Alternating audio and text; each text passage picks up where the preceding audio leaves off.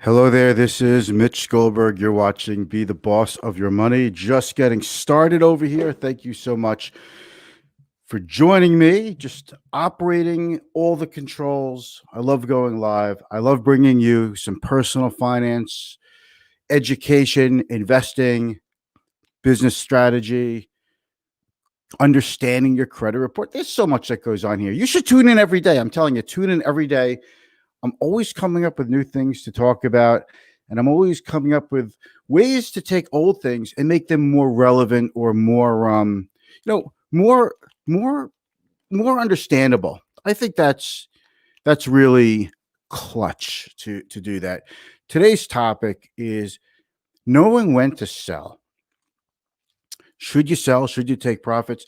Listen, I have looked at a number of. I look at my own client accounts, the client accounts that I manage, and people like to show me their accounts, friends of mine, people, maybe they're, for whatever reason, they're considering, using me soon or whatever. There's all kinds of reasons, and people ask me questions. And look, I like to help as many people as I can. And everybody is pretty much very happy right now. As far as investors go. So the stocks are up, there are a lot of stocks that are up triple digits this year, 100% plus. And how do you look at becoming a seller, maybe taking profits? And I think that's the question that a lot of people are ignoring. The optimism right now in the market is as high as I've ever seen. And I'm not saying, every time the market goes up, there's optimism, we should sell and be out of the rallies and stand in ceremony and say, it's up too much.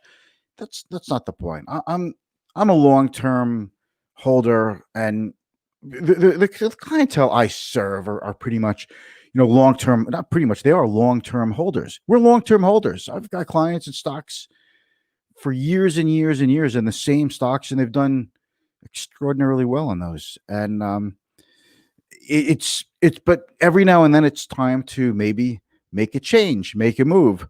And what gets me thinking about this is the market's rallied. It seems right now stock market is impervious to bad news. I mean, if you look at what's going on in the real world with the economy and COVID news, it's the stock market is defying all expectations and gravity. So what is it that you need to understand to make up your mind in terms of, should you be a seller now? How should you sell?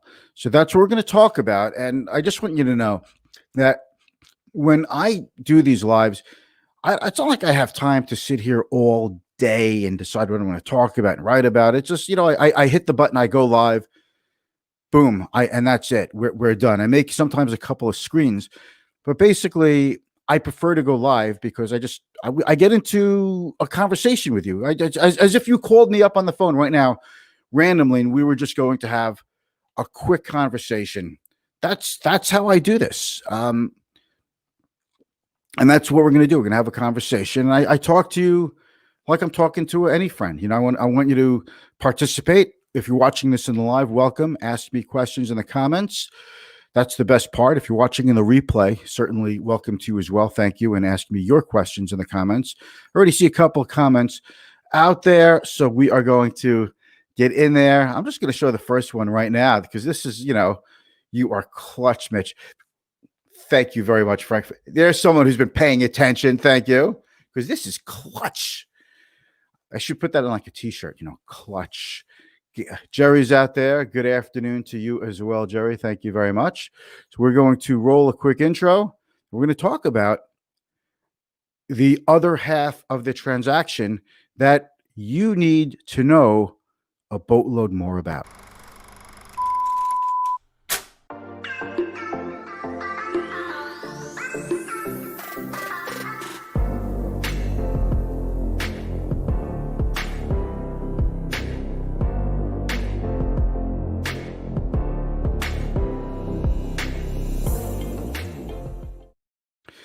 Hello there, I'm Mitch Goldberg. Thank you so much for joining me. You're watching my live stream, Be the Boss of Your Money. I see a few familiar names out there. Thank you so much. I see Jerry, Frank, Judy, Maurizio. Wait a minute. I have two Maurizios out here. That's not something I get to have too often. Hey, Maria, so nice of you to join. And I see Eddie Garrison out there. Thank you, Eddie. Eddie is just like a live streaming expert. So that's pretty cool, Eddie, that you're out there. Thank you. Thank you very much for joining me, folks. Welcome. If you have questions, hit me up. What we do here is we go through a quick review of the market, the day's action. I put perspective, and I just don't say, "Oh, the market was up, the market was down, and that's it." And here's what we have. This is not a news flash. This is a perspective show. It's personal finance. It's education. Let's do a quick share screen. We're going to talk about selling because stocks are up there. Okay. And I really hate when that happens, but it is, this is the real world. This is real life. So the phone rings there. Somebody got it. Thank you very much. Okay. So the Dow was up 85, look, not a bad day. The NASDAQ was off 2 points. Big whoop. Decent day for the NASDAQ. I'm really surprised the NASDAQ was even up today, and I'll show you why in a minute. It just goes to show you how this rally has broadened out from just a handful of mega cap, super giant, large cap tech related stocks, and it's spread out. The Russell 2000, that's the Russ 2K, that's small cap stocks, smaller companies. A lot of those companies you might not have heard of. These are the companies. Small cap stocks are more sensitive to the economy. They're the kind of companies that benefit from a stronger domestic economy. They get most of their revenues and earnings domestically, as opposed to large companies in the S&P 500, where it's almost 50% of revenue in the S&P 500 companies comes from overseas. And the VIX was up a drop. That's the volatility gauge, the fear gauge. It was barely up. Obviously, when that goes up, that's the one thing we want to see go down. But the fact that it went up a tiny amount today is not really something I consider to be relevant. I think what right now is happening is the stock market investors are holding their breath for the news tomorrow. Tomorrow we get the employment figures for the month of November, the non-farm payroll figure. We get this every month. It's typically the first Friday of every new month, the first business day of the first business Friday. Why did I say that? The first Friday of every new month. Okay. It's expected that 440,000 jobs will new jobs will have been created, and we hope it's more, down from the 700 some odd thousand previously. But still, that's just, we had the big job loss when we went into the pandemic shutdowns, and gradually jobs are coming back. But that trend of jobs coming back is starting to decline a little bit. But still, we that's the expectation, 440,000 new jobs tomorrow. Let's take a look at this, the big hero of the day. And I think we all need a round of applause whenever this comes up. Thank you, Boeing. Boeing was up $13. It was up more than that at one point today, but it was up 6%. That is a huge gain for a company like Boeing. I mean, Boeing is airline manufacturer, but it's trading like an airline stock today. And it continues to rise another $1.31 in aftermarket trading. Without Boeing, we definitely would have seen a down day in the Dow. So Boeing really carried the day. That's a stock that we have been talking about a lot here since it was around $99, $100 a share. 237 on the close. So that Boeing is the hero of the day. Without Boeing, it would have been an uglier day. Let's take a quick look here at the watch list.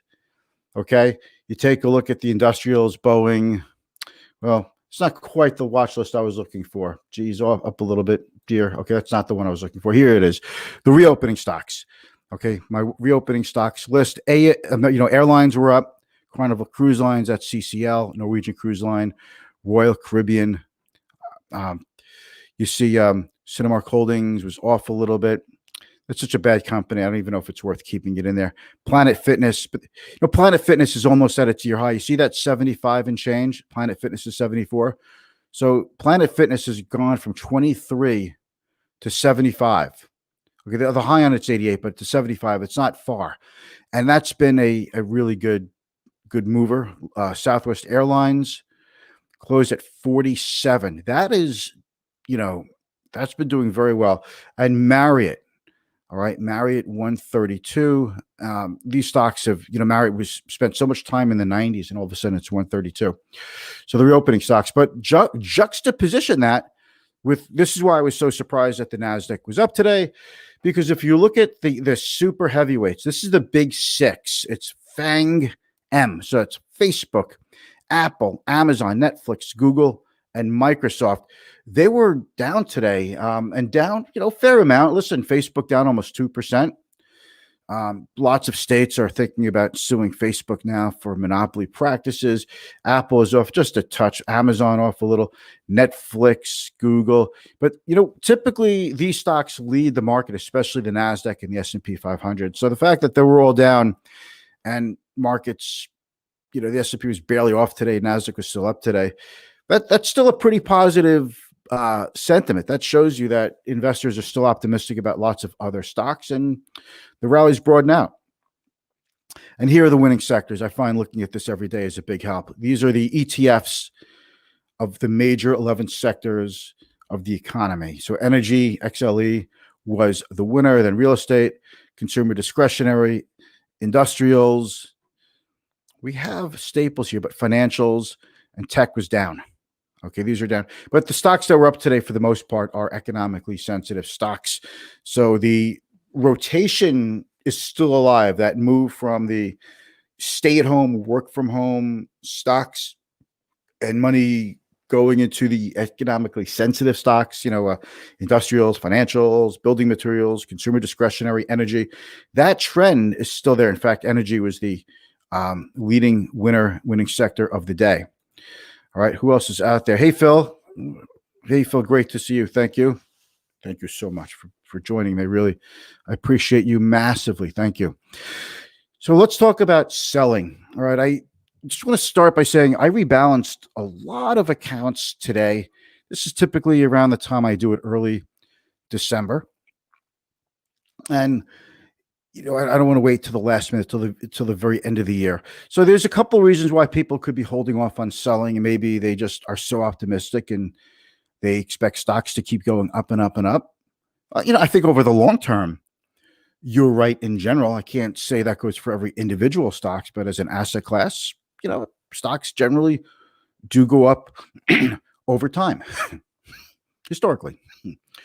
The other reason people don't want to sell maybe is because they're worried that, well, why should I pay taxes now? I can hold off until 2021 and pay capital gains taxes. The fact is, something like 75 to 80% of all stocks are, held in tax sheltered, tax deferred accounts.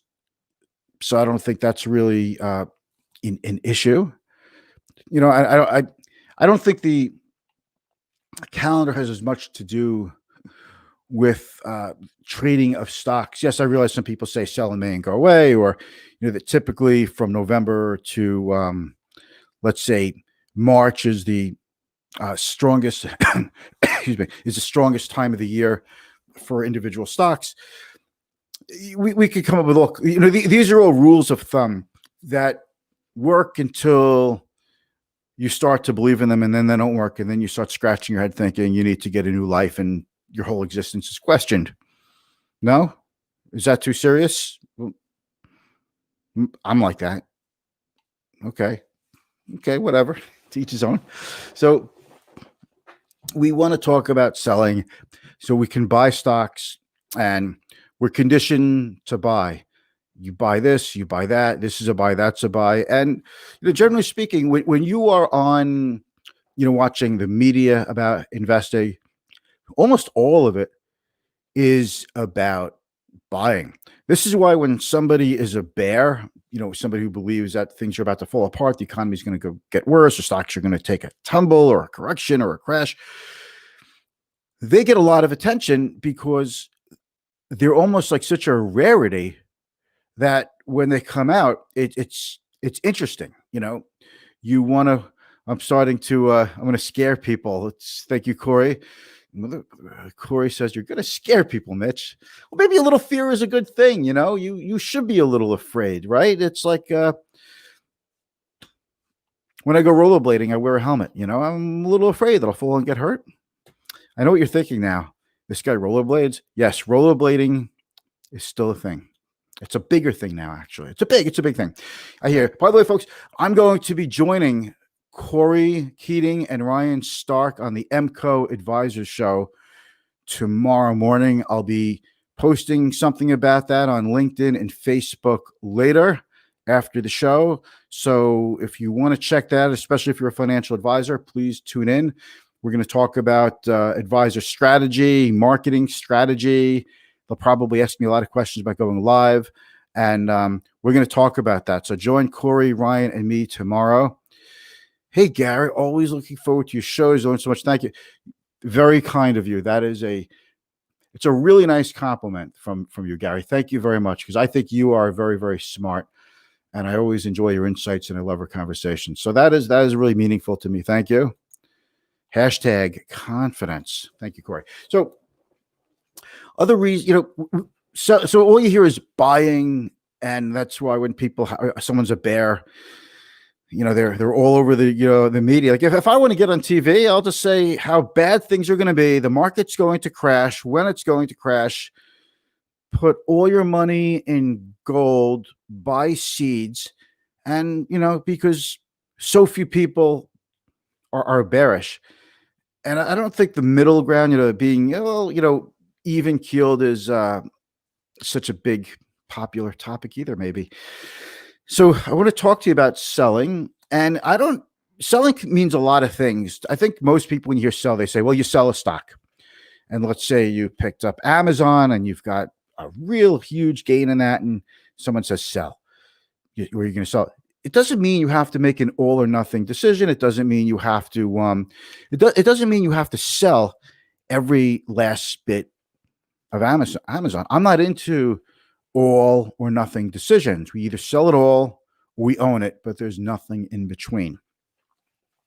So when you sell it, it doesn't have to be something drastic. One way to sell. So let's talk about ways to sell and why you would sell. So I think we have to know our why. The reason you sell, and I'm going to give you what I think are really good reasons to sell. The first reason to sell is because you are getting closer to needing your money. You go from the age of 40 to 50 to 60, 65, and all of a sudden you're like, I'm not that far away from needing my money to support me in my retirement. Or you've got a child who's in 8th grade and 10th grade, and all of a sudden they're in 11th grade. By the time your child is in 11th grade, by the time they're 11th grade, that's about when your 529 plan, in my opinion, should be in cash, because you're too close to needing the money. And whatever you have, is it worth taking a risk for another 10 or 15 or 20% more money? What if you lose 20 or 30% right when you need it? It's funny how bear markets seem to strike just when you need your money. Okay. So that's the main reason. So just like I always say with buying, you purchase an investment, be it an individual stock, an exchange traded fund, or a mutual fund, based on your risk tolerance, your time horizon, your financial goals. It's really about your personal situation, your metrics. When you see somebody come on TV and say, we're bullish on stocks, we think you should be, we think our allocation is 99.9% stocks. That doesn't mean it's advice for you. And I think that's what's missing. It's the same thing with selling. So that's one reason to sell. The other reason you could sell is to rebalance. So let's say you have a specific risk metric for your portfolio. And if you don't know what your portfolio's risk metric is, more or less, you should know, and there are ways to numerically find a number. I use a system called Riskalyze, where I can find out the exact risk number of your portfolio. So if you have any questions about that, you're welcome to ask me about that. And let's say you have a risk metric of 70, and now your portfolio has changed. It's gone up a lot and your risk metric is 80. Well, rebalancing means you want to sell some, in an example, your account is up, sell some stocks, add that money to maybe bonds and cash. And you want to get your portfolio back to your planned risk tolerance. So rebalancing is another reason to sell. And you don't just rebalance when your account is up. Sometimes you rebalance when your account is down. And so those are reasons. I think those are the best reasons to sell, not because your account is up a lot. I mean, if you're let's say 40, your account is up a lot, and you're not going to need your money for another 25 years. Well, what's the point of selling at that point? Because what are you going to do with the money? So you can't just say because the market's up, I should go to cash, reduce stock positions. I mean, you could do that. You could do whatever you want, but we're talking about investment and financial planning and personal finance and financial literacy, not trading. So that's one reason. Those are a couple of reasons to sell. Another reason to sell is if you are an individual stock buyer, and I use, and to me, individual stocks are tools, just like exchange traded funds and mutual funds, ETFs and bonds, ETFs and stocks, etc. These are tools, and I want to use the tools to build you a portfolio, to build your net worth. At least part of it. I mean, there's other ways to build a net worth through real estate, through owning your own business, multiple sources of income, etc. But we're talking about the part that I handle, of course, and that's stocks. So if you have individual stocks and they go up a lot, I think there's reason to consider selling. To me today, for example, the market was up. It backed off from its all-time high in the S&P. The S&P hit a new all-time high, but it didn't close there. There is, to me, starting to develop a little bit of a tired feeling to the market, just at the moment. And you have gains in some stocks. So maybe it's time to reconsider and ask yourself, how does each stock fit into my plans? Maybe I've made a lot of money in a stock. And by the money that some stocks have given you is insane. I mean, how much some stocks are up this year. So maybe you should take a little off and buy something else, put that money into cash, or use that money to meet another financial goal.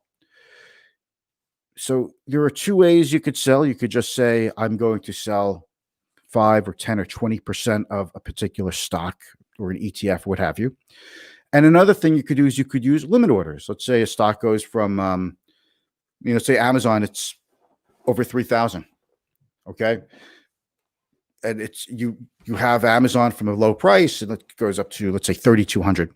Maybe you just want to say, you know what, if it goes to 3,000 or lower, I want to be out at 3,000. So I put a limit order, for example, a limit market order. So it becomes a market order when the stock hits 3,000, which means you could get out a little bit lower than 3,000, but thereabouts you should get out. Okay. Because you put a limit order at 3,000. When the stock hits 3,000, it becomes a limit order. You could also use something called, and I use these a lot, trailing stop loss order. So let's say you put a stock is 100, you have it at 50, you're thinking about maybe selling some. So maybe you have 100 shares. Maybe you put a trailing stop loss order on 20 shares, 3% below where it is now at 97. And if stock goes up to 110, your stop loss will trail the stock and it'll be 3% lower than 110. So it'll be $3.30 lower than that. And as the stock goes up, your trail keeps going up. And as soon as the stock backs off, you're out. Okay.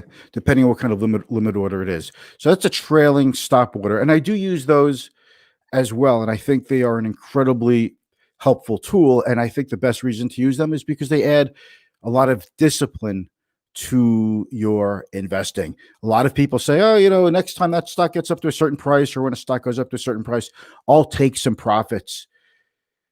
How many people really do that? Most people don't. I think they just kind of let it go and they forget about it. And the stock's up. Well, maybe it'll go higher. I'll wait. And then it comes back down. They say, well, I could have sold higher. I'll wait. It's just endless procrastination, just like waiting to buy something. I'm going to buy a stock and it went up. Now I could have bought it lower. So wait till it goes lower. Then the stock goes lower. And you say, now it'll go even lower. So I'll wait. I think the limit orders, trailing stop orders, these are really helpful because they add the discipline that you need to follow your investing strategy. So let's just quick summarize. The reasons to sell, I think, should be based on your risk tolerance or your time horizon. I always say, don't just buy, for example, a drug stock because they're coming out with a vaccine. Now, somebody might say, oh, come on, Mitch, look at Moderna. That went up so much. Fine. But you didn't know it was going to go up so much before it went up. So to me, it's like if you want to take a shot just in a vaccine play, that's fine. As long as you understand that that's the only leg you have to stand on. If it works, great. If it doesn't, well, hopefully you didn't invest money in it that you couldn't afford to lose. But generally speaking, I want to buy a stock for a number of reasons: earnings, product line. It depends on how aggressive you want to be and how much you want to speculate. But I can tell you that 9 months ago, Moderna was considered a spec. Either they get the vaccine or they don't. I've myself have played drug stocks for FDA approvals in the past, and sometimes they've worked out very well, and sometimes they don't get the FDA approval, and the stock drops and doesn't recover. So what I want to impress upon you is know what you have, know how it fits in your portfolio. And if a stock becomes too big for your portfolio, it becomes 20, 30% of your overall portfolio, a big number like that, it's often advisable to sell enough of that stock to get it down to maybe 5% of your portfolio or even lower. This is a personal situation. For some people, 10% is okay. Some people, 2% is okay as far as the stock being part of their portfolio. And that's part of the path that I will take you down and discover. All right. So that is my little expose on selling. I hope this helps you out with your understanding of investing and investing strategy and personal finance. And I will speak with you very soon. And again, I'll be on LinkedIn Live and Facebook Live. I think Facebook Live, definitely LinkedIn Live with Corey Keating and Ryan Stark. And that's going to be a lot of fun. So if you're connected with those guys, definitely tune in. If you're not, I'll post in a little while and you could connect with them. Okay. Thanks so much. Bye.